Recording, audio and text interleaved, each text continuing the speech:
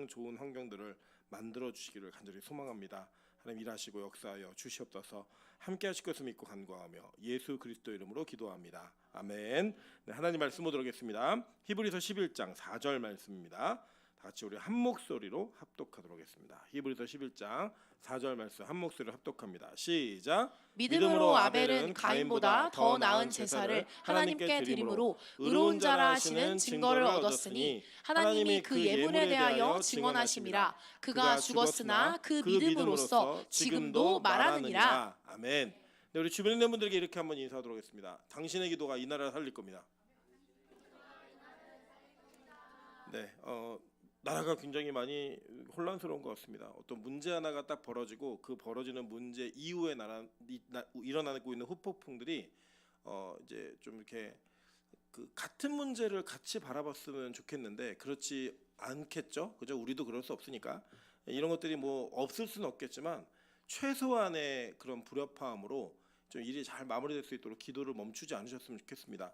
뭐 정치인이나 정당을 지지하는 입장에서가 아니라 이 나라 자체가 평안해야지 우리가 그런 거 다 할 수 있는 거잖아요. 뭐 예배도 드리고 선교도 드리고 다 선교도 하고 다 할 수 있는 건데 그런 모습들이 좀 잘 안정되었으면 좋겠습니다. 오늘 어떤 분이 저한테 전화로 물으시더라고요. 이재명이 대통령이 되면 교회는 예배 못 드리냐고. 그러니까 이제 제가 그래서 그런 얘기 도대체 누구한테 듣는 거냐고. 그럼 교회 안에 가짜 뉴스가 돌아다니는 거 진짜 위험합니다. 그러면 이제 우리가 어떤 사실을 놓고 기도하고 판단할 때 이게 진짜인지 아닌지에 대한 분별력을 기르는 거 되게 중요합니다.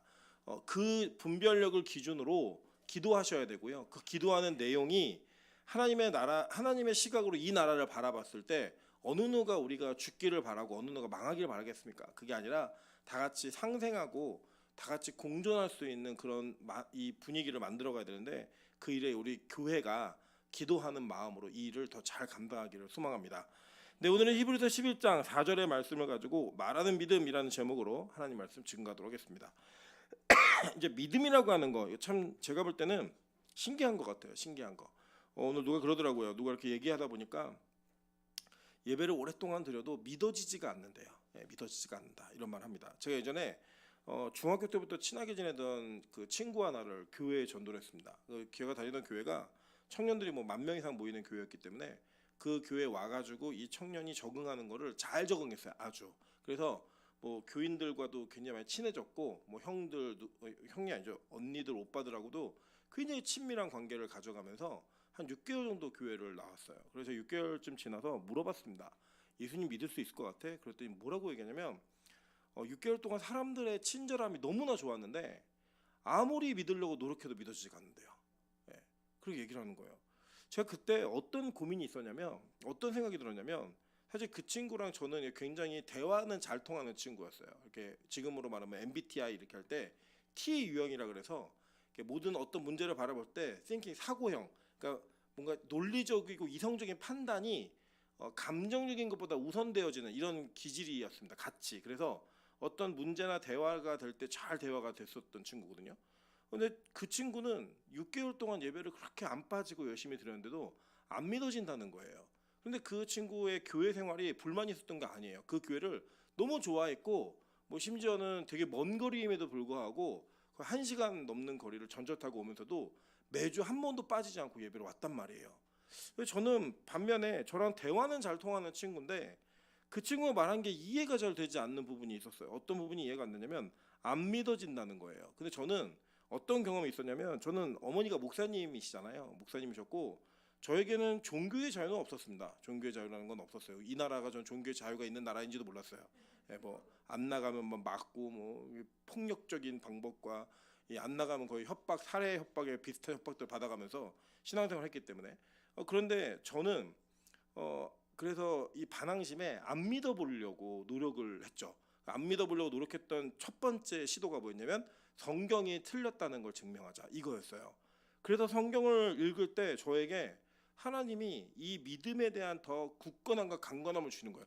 부정이 안 돼요. 부정이 이 내용이. 그래서 저는 안 믿으려고 하는데도 믿어지는 그런 은혜가 있더라는 거예요. 그러니까 이게 뭐냐면 어떤 사람이 설득을 잘한다고 이게 사람이 믿어지는가? 저는 아니라고 생각해요. 설교를 잘한다고 믿어지나? 저 그것도 아니라고 생각해요. 이럴 수는 있어요. 설교가 조금 편안하고 누군가에게 전달력이 좀 강력하게 나타나면 사람이 모일 수는 있겠죠. 뭐 예를 들자면 우리 미국에 있는 그리고 긍정의 힘이라는 책 아시죠? 예, 그 책의 주인공인 목사님이 담당하는 교회가 5만 명이 넘어요. 근데 이 5만 명이 넘는 교회가 가지고 있는 신학은 저희가 절대 동의할 수 없는 신학이에요. 그런데 이분한테 설교학적으로 배울 수 있는 게 뭐가 있냐면 전달력, 커뮤니케이션의 능력이 진짜 뛰어납니다. 예, 그래서 설교학을 저희 교단에서도 설교학을 배우는 사람들에게 그 사람의 전달력 그것을 배우라고 가르칠 정도예요. 그러니까 그렇게 전달력을 하면 사람은 많이 모을 수는 있겠지만 과연 그들이 구원받은 백성인가라고 하는 질문에 있어서 우리는 그 질문에 다 아멘이라고 대답할 수 없는 여러 가지 문제가 있더라는 거예요. 그러니까 그건 뭐예요? 그 설득력으로 사람들을 모았는데 그게 믿음과 구원과는 상관이 없는 문제일 수도 있다라는 거예요. 여러분 보시면 우리 교회보다 신천지가 훨씬 큽니다. 예, 저는 개인적으로 제가 이만희 씨보다는 설교를 잘한다고 믿어요. 저 개인적으로는 여러분 동의 안 하셔도 그럼에도 불구하고 그들에게는 우리가 가지고 있는 이성적인 판단과 논리를 뛰어넘어선 무언가가 있기 때문에 그들이 거기에 그렇게 미친 듯이 열심히 하는 거예요. 물론 그 믿음이 정상적이라고 얘기하는 게 아니에요. 잘못된 믿음이지만 그러니까 그 믿음이라고 하는 그 영역은 우리가 누구를 신뢰한다, 뭐 누구에 향한 절대적인 그 안정감이 있다 이런 개념하고는 전혀 다른 개념이라고요. 우리는 이 믿음, 소망, 사랑 뭐 이렇게 막 얘기하면서도 그 믿음이라는 것을 내가 뭐 사람을 믿어, 저 회사를 믿어, 뭐 예를 들면 뭐 한살림이나 초록마을 여기 거는 정말 좋은 제품이라는 걸 믿어. 그럼 어떻게 믿으세요 그거를? 그 사람들이 그냥 광고하는 거잖아요. 우린 유기농으로 재배를 했습니다. 근데 유기농의 의미가 뭔지 아세요? 재배하기 보름 전에만 농약을 치지 않으면 유기농이에요. 농약으로 안 키운 게 아니에요. 키우는 과정에는 다 농약을 치는데 법적으로 여러분 오렌지 주스 100% 믿으시죠? 100% 아닌 거 아시죠? 예, 거기에 100%인 오렌지 즙이 들어가면 100% 쓸 수 있어요. 법적으로 그렇게 돼 있다고요. 미국에서 기르던 소를 저 횡성에 데려가서 6개월만 키우고 횡성하느라고 얘기도 됩니다. 이게 법적으로 그렇게 돼 있어요. 근데 우리는 그 영역에서 누군가 뭐 KS 마크를 달았어. 횡성에서 품질이 보증된 거야. 그럼 믿는다고요. 그런 믿음의 수준으로 예수를 바라본다? 여러분 이거 불가능한 일이라는 거예요. 불가능한 일. 잘 보실까요? 여러분 진짜 부활을 믿으세요? 예. 이게 부활을 믿는다는 게 여러분 이게 가능한 일일까요? 저는 아무리 노력을 해도요. 부활은 믿을 수 있는 설득의 영역이 아니에요. 그렇잖아요, 여러분. 여러분 예수님의 성육신과 초림을 믿으세요? 그러니까 예수님이 아버지 없이 태어났다는 걸 믿으시냐고요? 예. 우리 교회 어떤 자매가 처녀인데 임신을 해서 성령으로 잉태했다고 얘기하면 누가 그걸 믿겠냐고요? 우리 아무도 믿지 않아요. 근데 우리는 예수님의 성령의 잉태를 믿는다고요. 세상 사람들이 아무리 우리를 비난해도 그게 믿어진다고요. 그거에 이게 안 믿어지면 그리스도인 아닙니다. 그러니까 우리가 그리스도인이라고 말할 때 그 믿음은 지식이나 어떤 정보에 의한 신뢰가 아니라 하나님이 우리에게 그냥 밀어 넣어 주시는 마음인 거예요. 그래서 이거는 설명하고 이해시킬 수가 없어요. 저는 이 영역이 우리가 가지고 있는 논리적인, 우리가 보통 어떤 분의 설교를 들으면 저분의 설교는 논리적이다, 저분의 설교는 감동적이다 이런 구분을 짓잖아요. 그런 구분의 영역에도 들어갈 수 없는 거예요. 이 믿음은 설득과 뭐 잘 설명하고 감동적인 이런 것들로 표현할 수 있는 영역이 아니라는 겁니다. 제가 누누이 말씀드리지만 믿음이 그럼 지식이냐 정보냐 이것도 아니라고요. 여러분 예를 들면 우리 권사님들 장로님들 중에 돌아가시기 전에 그러지 않기를 바라지만 치매가 오실 수 있어요. 예, 치매가 오실 수 있는데 저는 만약에 예를 들어서 우리 교회에서 믿음의 신앙의 고백을 잘 하시다가 치매가 오신 권사님에게 신방할 때마다 가가지고 권사님 예수님 아시죠? 꼭 기억하셔야만 천국 갑니다. 이렇게 묻지 않을 겁니다. 만약에 그런 지식과 지적 동의의 수준의 믿음이 우리의 구원이라고 한다면 구원받을 사람 정해져 있어요. 머리 나쁜 사람 구원 못 받아요. IQ 2자리 뭐 60, 70 이하가 이 저지능의 인간에 부르는데 우리나라에 14%가 있어요. 옆 사람을 쳐다보겠습니다 한번. 의심하셔도 돼요. 10명이 모이면 이 중에 한 명 있는 거예요. 이게 2명 정도 있겠네요. 숫자로 보면. 그 정도의 개념을 가지고 있다면 이게 정말로 지적 동의가 안 된다? 그럼 구원 못 받는 거예요. 성경은 그렇게 얘기하지 않잖아요. 여러분 그렇다면 도대체 이 믿음이라는 게 무엇인가? 바울 이게 히브리서 기자는 누군지 몰라요. 뭐 바울이다, 아볼로다 여러 가지 설이 있지만 어쨌든 이 사람에 대한 정보는 분명하지 않지만 확실한 거 하나 뭐냐? 이 사람은 구약을 정확하게 알고 있는 사람이에요. 그래서 이 구약의 믿음과 신약의 믿음이 일맥상통한 믿음이고 같은 종류의 믿음이라는 걸 설명하고 싶은 거예요. 그래서 이 믿음을 가진 사람들이 그 믿음이 그 사람에게 어떤 일을 하게 했는가를 설명하는 것입니다. 여기는 우리가 오늘 읽은 사람이 이제 아벨을 읽었는데 아벨을 설명하고자 이 내용을 설명하는 게 아니라 아벨에게 들어온 믿음이 어떤 믿음인가를 보여주고 싶은 거예요. 왜냐? 우리 한번 1절과 2절 볼까요? 자, 1절 믿음은 바라는 것들의 실상이요 보이지 않는 것들의 증거니라고 얘기했어요. 물론 제가 이제 믿음장이 마무리가 될 때 요거를 한번 끝낼 거예요. 요 내용을. 근데 2절에 보니까 뭐라고 얘기해요? 선진들이 이로써 뭘 얻었대요? 증거를 얻었느니라라고 얘기해요. 그죠? 증거를 얻었다는 거예요. 믿음의 증거. 그러니까 무언가에 대한 증거인데 이 믿음 자체가 증거라는 거예요. 그래서 지금 아벨, 노아, 뭐 아브라함 다 소개하는 거예요. 봤지? 이 사람들이 믿음의 증거야. 이 얘기하는 거예요. 우리는 사람을 보는 것 같지만 그 사람에게 있는 믿음이 무엇인가를 통하여 나에게도 그 동일한 믿음이 있는가를 확인하시면 되는 거예요. 그러면 그게 뭐라는 거예요? 이게 증거라는 거예요. 증거. 한번 볼게요. 우리 계시록 6장 9절 한번 볼까요? 계시록 6장 9절입니다.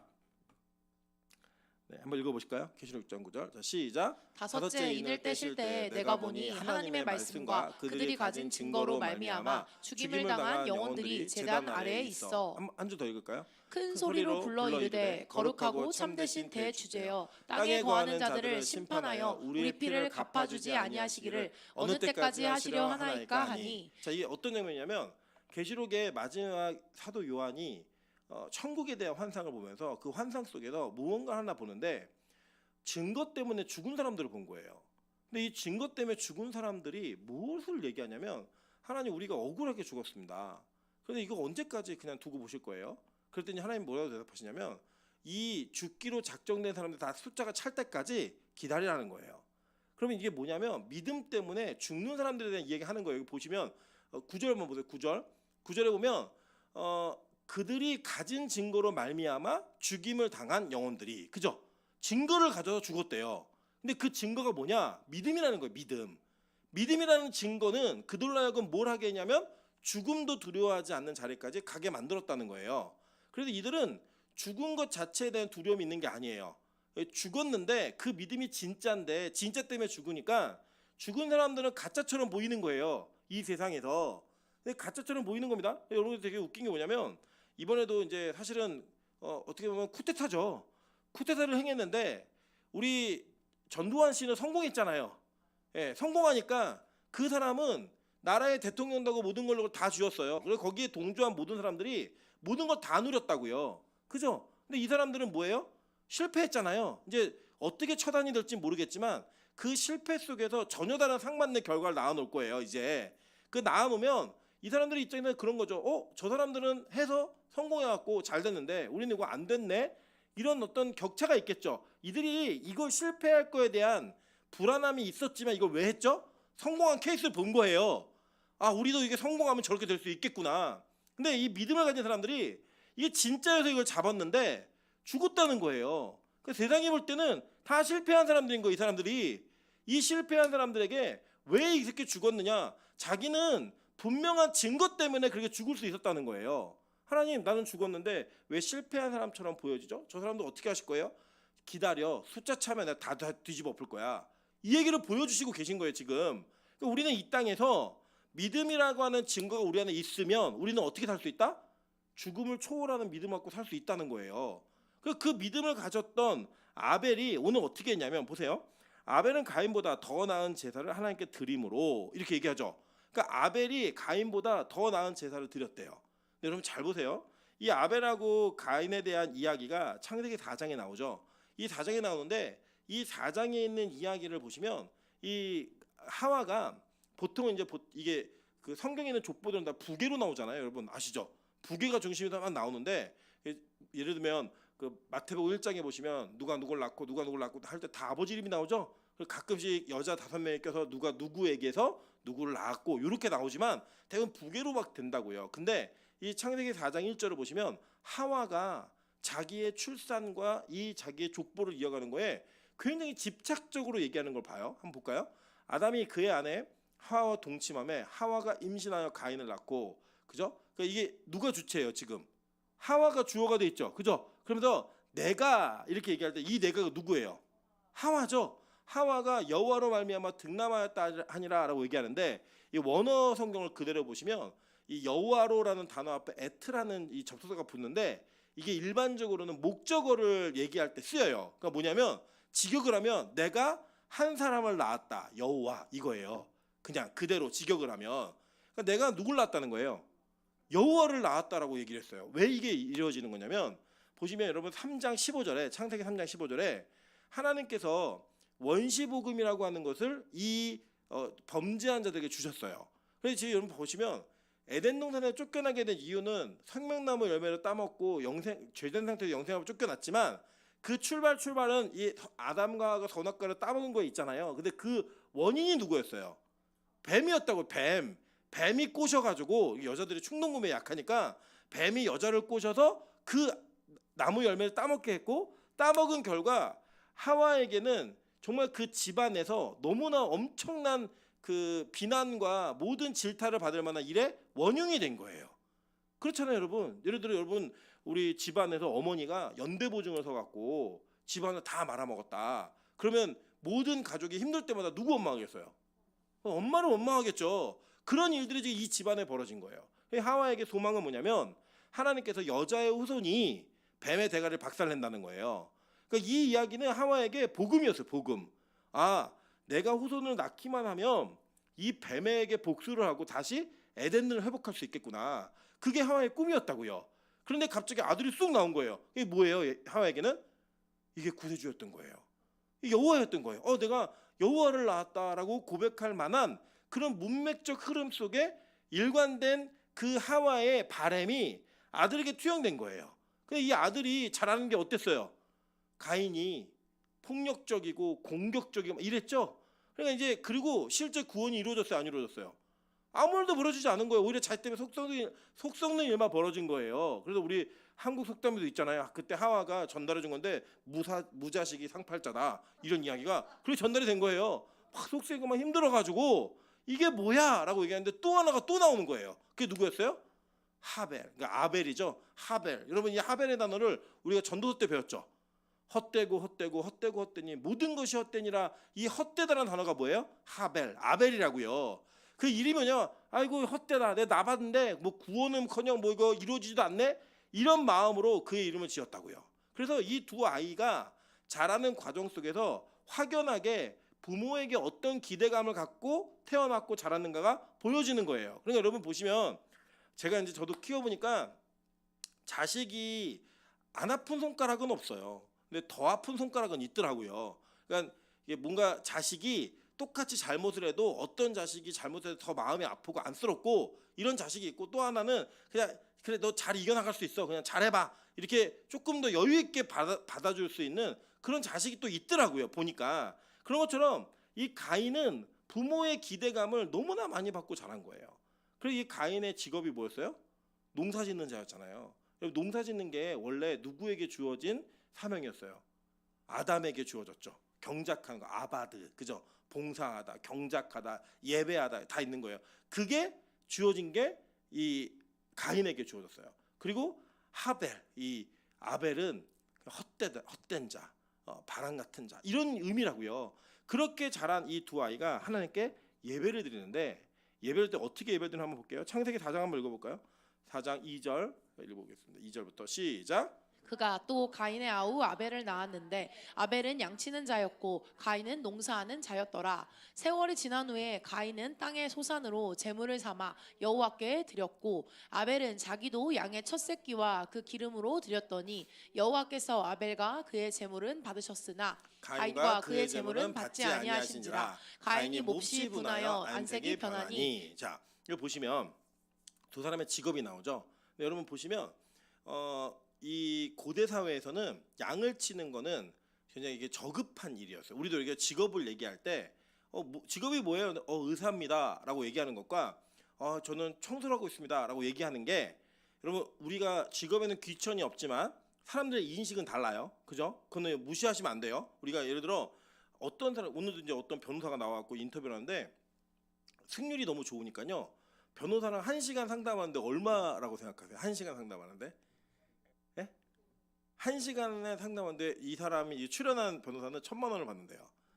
상담하는데. 그러니까 이게 그런 분들이랑 상담할 때는 요약을 다 해가지고 딱 전달을 빨리 해야 돼요. 시간이 넘어가면 이게 시간 넘어가 버리니까. 이제 그런 변호사가 있고요. 그냥 그 정도 주지 않아도 쓸 수 있는 변호사가 있어요. 같은 직업 안에서도 구분이 돼 있다고요. 근데 여러분 기억나시죠?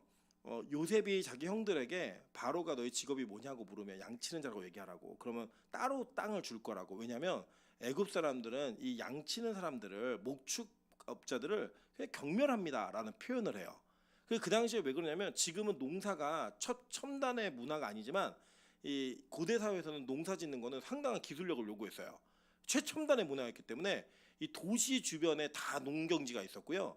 도시 멀리에는 양치는 사람들이 이게 있었다고요. 그렇기 때문에 목동이 예수 그리스도의 그 탄생을 전하잖아요. 그게 어느 정도 일이냐면 정말 하층민들이 제일 먼저 그 예수 그리스도의 탄생을 천사로부터 들어갔고 막 전달하는 그 내용이 성경 속에 있는 거예요. 그러니까 이제 보면은 가인의 직업이 뭐였어요? 농사짓는 자. 아벨의 직업은 양치는 자. 그러니까 확연하게 구분되어 있는 거예요. 그러니까 우리는 예를 들어 첫째 아들이 의사고요, 둘째 아들은 청소해요 이렇게 얘기하면 어떤 의미인지 아시겠죠? 예. 그러니까 그런 의미적으로 이렇게 소개를 하고 있는 거예요. 지금 이 직업을.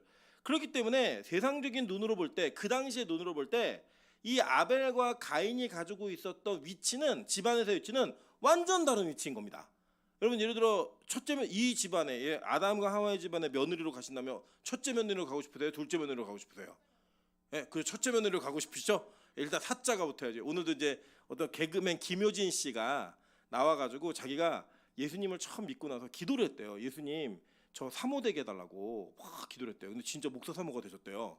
예, 이번에 이렇게 나왔는데, 그런데 자기가 기도하면서 하나님 이건 아니잖아요. 저는 그 사모가 아니라 회장 사모를 얘기한 건데 왜 이 사모가 되게 했냐고 막 이러면서 막 재미있게 표현하는 이걸 봤어요. 근데 보면은 이게 진짜 가지고 있었던 그 위치적으로 볼 때 가인의 위치와 이 아벨의 위치 완전 다른 위치였다고요. 근데 이 둘이 예배를 드리는데 가인은 어떻게 예배를 드리느냐? 가인은 자기가 가지고 있는 소산으로 예배를 드렸어요. 곡식물 중에 소산으로. 근데 아벨은 양의 첫 새끼와 그죠? 기름으로 예배를 드렸다고 얘기합니다. 자, 한번 성경을 볼게요. 출애굽기 34장 19절 그리고 26절 보겠습니다. 출애굽기 34장 19절 26절 한번 보겠습니다. 자, 시작. 모든 첫 태생은 다 내 것이며 내 가축의 모든 처음 난 수컷인 소와 양도 다 그러하며.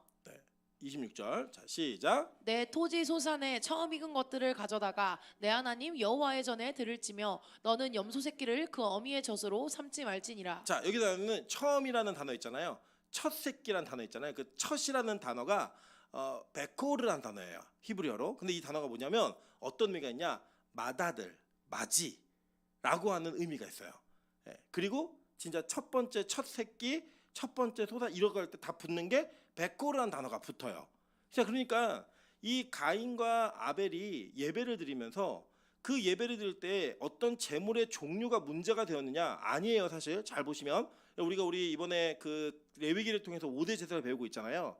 배우고 있는데 양으로 드리는 제사도 있었죠. 그죠? 번제를 드릴 때 양으로 드릴 수 있었죠.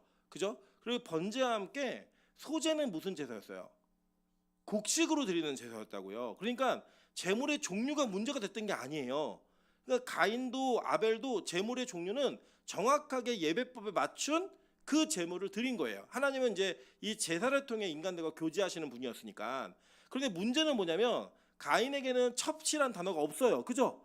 반면에 아벨에게는 첫 새끼라고 하는 첫이란 베코르라는 단어가 있죠. 이 단어의 차이가 뭘 보게 하는 거냐는 거예요. 자, 보세요. 우리가 궁극적으로 죄를 용서받는 것은 어떤 제사를 드리기 때문이에요. 여러분, 저와 여러분이 지금 우리가 제사를 어떤 제사를 드려서 용서받은 거예요? 예수라는 제사를 드렸기 때문에, 예수를 제물로 하는 제사를 드렸기 때문에 그걸 우리 십자가라고 간단히 표현하잖아요. 근데 정확하게 표현하면 예수를 제물로 제사를 드렸기 때문에 우리가 영원한 죄로부터의 해방과 용서함을 얻는 거죠. 자, 그러면 이 예수는 어떤 분이시죠? 한번 볼까요? 자, 로마서 8장 29절 한번 보겠습니다. 로마서 8장 29절. 자, 로마서 8장 29절. 시작. 하나님이 미리 아신 자들을 또한 그 아들의 형상을 본받게 하기 위하여 미리 정하셨으니 이는 그로 많은 형제 중에서 맏아들이 되게 하려 하심이니라. 자, 예수님이 어떻게 되게 하려 하셨다고요? 하나님께서 맏아들, 베코르가 되게 하셨다는 거예요. 장자. 그러니까 그 장자로서 드리는 이 장자는 어떤 존재냐면 하나님이 이스라엘 백성들을 다 장자들을 다 멸하려고 하실 때에 어린 양의 피로 살려주셨죠. 그 유월절 어린 양의 피로 살려주신 이후에 야, 너희들 장자는 다 내 건데 다 가져오면 안 되니까 레위인 대신 바쳐 라고 얘기하면서 그들이 제물이 되어서 우리 인간의 모든 죄악, 이스라엘 공동체의 모든 죄악이 그들을 통해 해결되어지는 은혜를 입었잖아요. 여러분, 그래서 이 레위인들의 직업과 그들이 가지고 있는 위치가 특수할 수밖에 없었어요. 너희들 세상에 속한 자들이 아니라 내게 속한 자들이고 내 거야. 그거를 기준으로 하나님은 그들이 드려지는 제사, 중보자가 된 제사를 통하여 우리 인간들을 용서하신 거라고요. 그 원리가 지금 믿음으로 누구에게 이해가 된 거예요? 아벨에게 이해가 된 거예요. 그러니까 아벨이 드린 제물의 종류가 문제가 아니라 그가 베코르라는 단어가 누구를 의미하는지를 그는 믿음으로 알았다는 거예요. 어떻게 알았느냐? 여러분, 그게 어떻게 알았냐는 중요하지 않아요. 왜요? 하나님이 알게 하신 거예요. 그냥. 여러분, 제가 물을게요. 여러분, 어떻게 믿으셨어요? 몰라요. 중요하지 않아요. 여러분, 어떻게 믿었냐는 중요하지 않고요. 그 믿음이 어떻게 생겼냐면 하나님으로부터 온 거라고요. 그러니까 여러분, 남들은 아무도 이해할 수 없는 예수 그리스도의 초림이 믿어지는 거예요.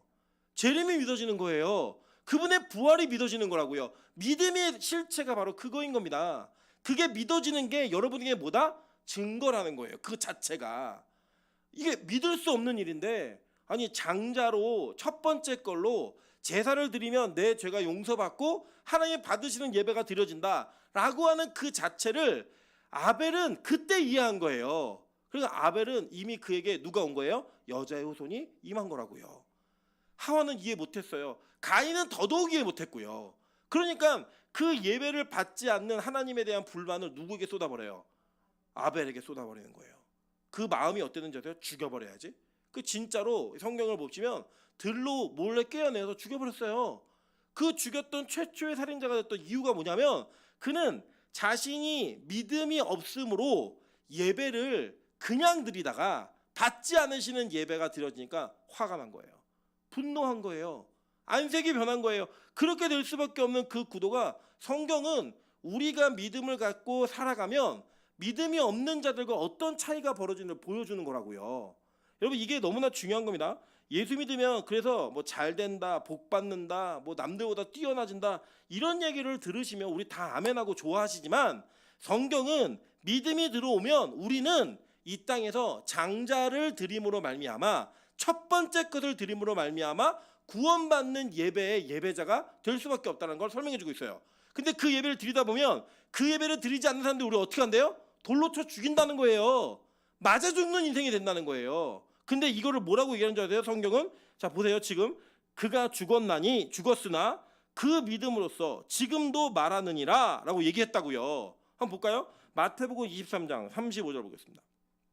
마태복음 23장 35절. 자, 읽어볼게요. 시작. 그러므로 의인 아벨의 피로부터 성전과 제단 사이에서 너희가 죽인 바라기아의 아들 사가랴의 피까지 땅 위에서 흘린 의로운 피가 다 너희에게 돌아가리라. 그래서 아벨을 뭐라고 부르는 거예요? 의인이라고 부르는 거예요. 이 34절 한번 볼까요? 34절. 4절 보시면 이 의인 아벨을 뭐라고 부르나 볼게요. 그러므로 내가 너희에게 선지자들과 지혜 있는 자들과 서기관들을 보내매 너희가 그 중에서는 더러는 죽이거나 십자가에 못 박고 그 중에서 더러는 너희 회당에서 채찍질하고 이 동네에서 저 동네로 따라다니며 박해하리라 라고 얘기했어요. 자, 그럼 아벨을 뭐라고 얘기하는 거예요? 선지자들, 지혜 있는 자들, 서기관들에 포함시키는 거예요. 여러분, 서기관들이 뭐 하는 사람이었어요? 말씀을 기록하는 사람이었다고요. 그러니까 지금 아벨이 의인이자 선지자라는 거예요. 근데 그 의인이자 선지자가 한 일이 뭐예요? 믿음으로 예배드리는 일. 그 예배를 드리고 그 예배를 드리면서 드리지 않는 자들에게 맞아 죽는 인생. 그 인생을 산 게 믿음이라는 거예요. 여러분, 어제도 재밌는 일 있지 않습니까? 우리가 이제 우리 교인들은 다 알지만 그럼 매일 예배 드리는 게 성경적이에요? 가끔 예배 드리는 게 성경적이에요?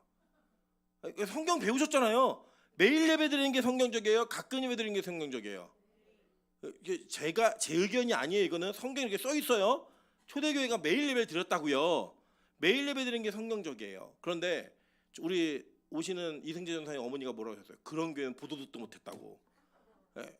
실제 그래요. 그런 교회 보도 듣도 못했다고 얘기를 하세요.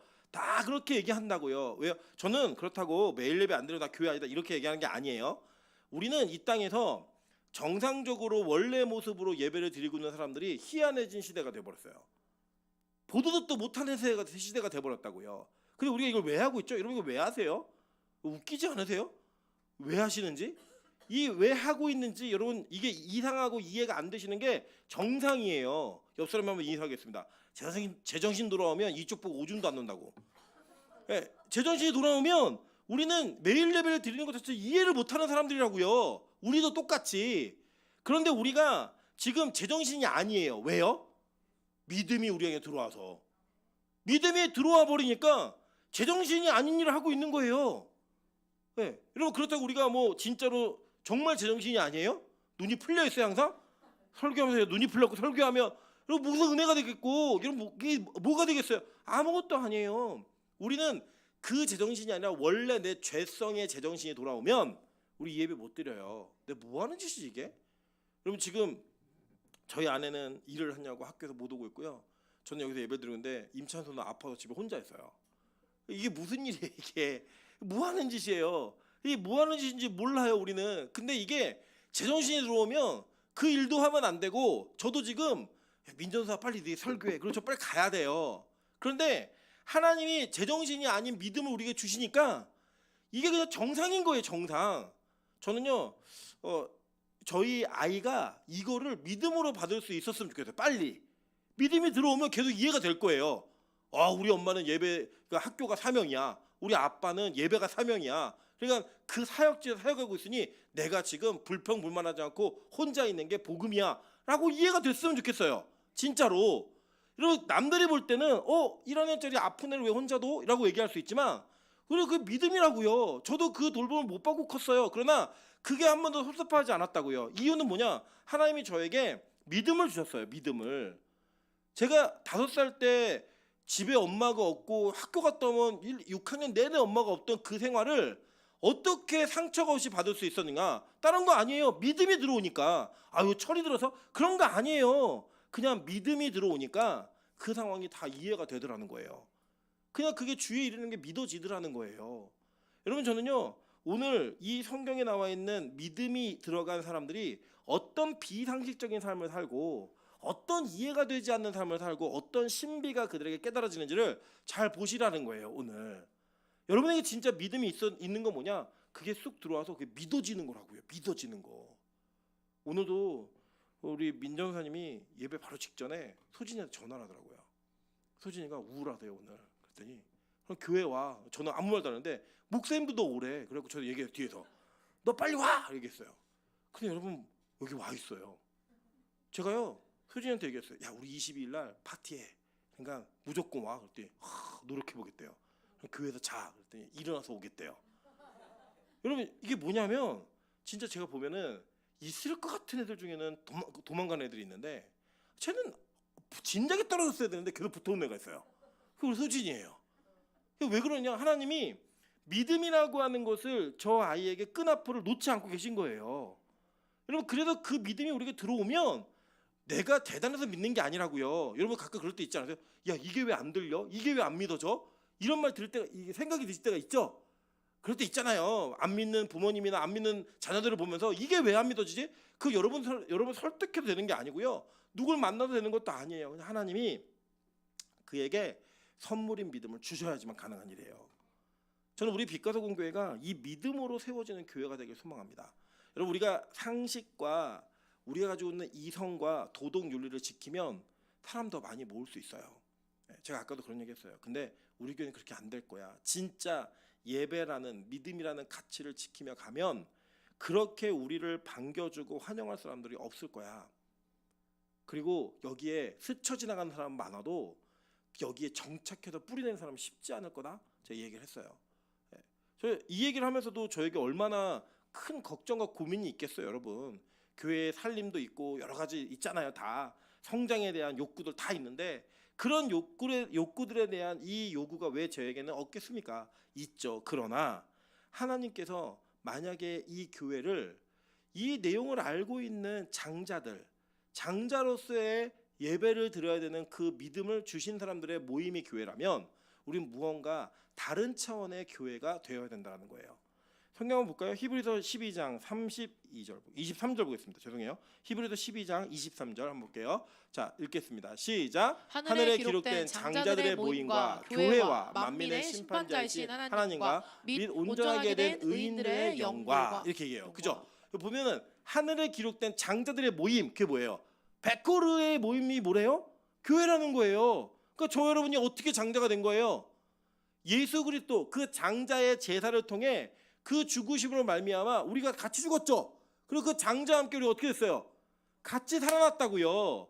그래서 여러분 고린도전서 15장 20절에는 예수 그리스도가 첫 열매가 되었다고 얘기하는 거예요. 그러니까 이 곡식도 첫 곡식 베코르로 드렸어야 됐어요.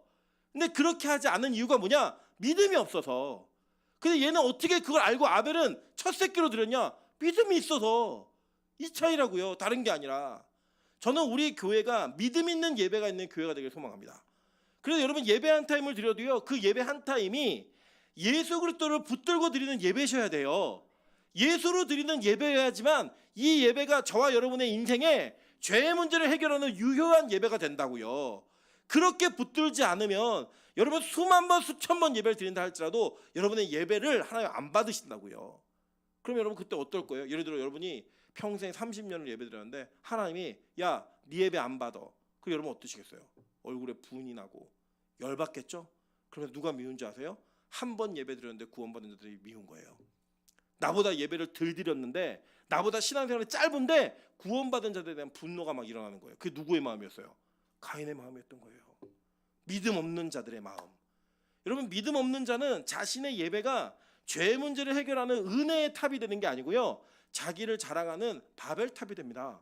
내 이름을 내는 내가 이걸 몇 년 지켰는지 알아? 내가 예배 횟수가 몇 번인지 알아? 내가 얼마나 많은 수없이 많은 예배를 드렸는지 알아? 이게 바로 자기의 자랑이 되고 의의가 된다고요. 그걸 무너뜨리는 게 예배여야 되는데 그걸 쌓아가는 예배를 드리고 있다면 여러분 예배를 진짜 잘못 드리고 계신 거예요. 저는 우리 빛과 소금에 예수로 인한 예배가 예수만이 나타나는 예배가 있기를 소망합니다. 제가 우리 빛과 소금 교회 사역자들을 뽑을 때 반드시 받는 것 중에 하나가 설교예요. 물론 다른 교도 다 마찬가지인데 그 설교를 받으면 저는 어떤 설교든 그 설교를 처음부터 끝까지 2번 이상은 반드시 듣습니다. 놓친 것이 혹시 있나? 이 설교가 우리 교회에 맞을 수 있을까 들어요. 그러니까 다른 것보다도요. 저랑 뭐 똑같은 스타일을 원하진 않아요. 저는. 그런데 단 한 가지 기준은 있어요. 반드시 그 설교가 예수 그리스도를 증명해야만 해요. 딱 그거면 돼요. 그 사역자 뽑는 기준이 항상 그거였어요. 우리 이주영 목사님도 그랬고 우리 노대현 전사님도 그랬고 그리고 우리 이승지 전사님도 그래요. 노대현은 목사가 됐죠. 노대현 목사님도 그렇고 이 기준을 갖고 있다 보니까요. 제가 어떤 자부심과 자신감이 생겼냐면 야 우리 교회는 강단은 풍성할 수 있겠다. 진짜 막 이 설교 못 듣겠는데 이런 거 아니라 진짜 설교 하나만큼은 빛과 소금교회 설교 어디다 내도 부끄럽지 않겠다. 저는 그러니까 뭐 터슴떠든 거릴 수도 있고 좀 모자랄 수도 있어요. 그리고 좀 능숙하지 않을 수도 있고요. 우리 이승재 전사님은 또 표정이 아주 특이하시더라고요. 여기 하관은 웃고 계시고 눈은 자고 계세요. 제가 그걸 보면서 좀 신기한 표정이다 이렇게 생각이 들었는데 어쨌든 간에 이 숙련되어진 그 스킬이나 어떤 이런 설교에 있어서의 노하우들은 시간이 지나면 더 좋아지겠죠. 근데 내용에 있어서 예수를 말할 수 있는 설교자면 저는 충분하다고 생각합니다. 여러분 어떤 사역자 우리 교회에 세워지더라도요. 여러분 그 부분에 있어서 정말 다른 게 다 부족해도 그 부분이 잘 돼 있다면 기도해 주시고 사랑해 주시고 아껴주세요. 그러면 이 교회는 진짜 예배를 드릴 수 있는 교회가 될 거예요. 뭘로요? 믿음으로.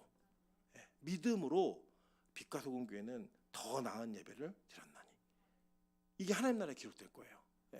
저는 그 믿음이 있는 교회가 되길 소망하고 그런 예배가 있는 여러분 되시기를 주님의 이름으로 축원합니다. 여러분 이제 같이 한번 찬양으로 기도할 텐데요. 주 예수의 얼굴을 구하며 예배하는 세대에 일어나. 여러분 이 찬양의 가사를 들으시고 같이 고백하시면서 하나님 우리가 이 예수로 예배하는 교회가 될 수 있게 도와주십시오. 내 개인이 예수로 예배하는 예배자가 될 수 있게 도와달라고 우리 기도하는 마음으로 찬양하도록 하겠습니다.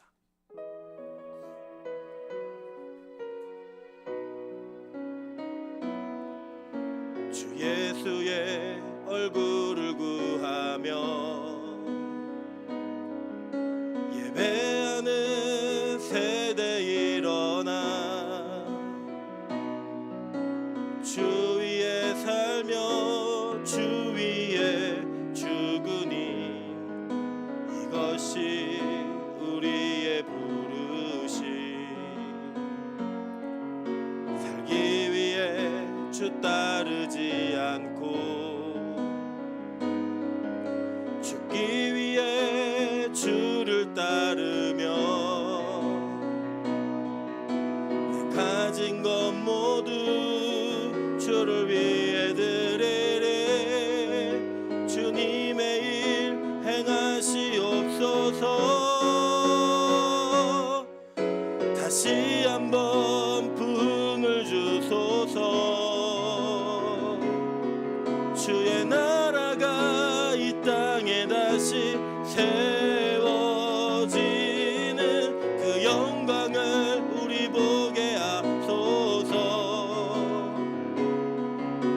주 예수의 영광을 다시 한번 눈물을 주소서 다시 한번 눈물을 주소서 주의 나라가 이 땅에 다시 세워지는 그 영광을 우리 보게 하소서 주 예수의 영광 다시 한번 부흥을 주소서 다시 한번 부흥을 주소서 주의 나라가 이 땅에 다시 세워지는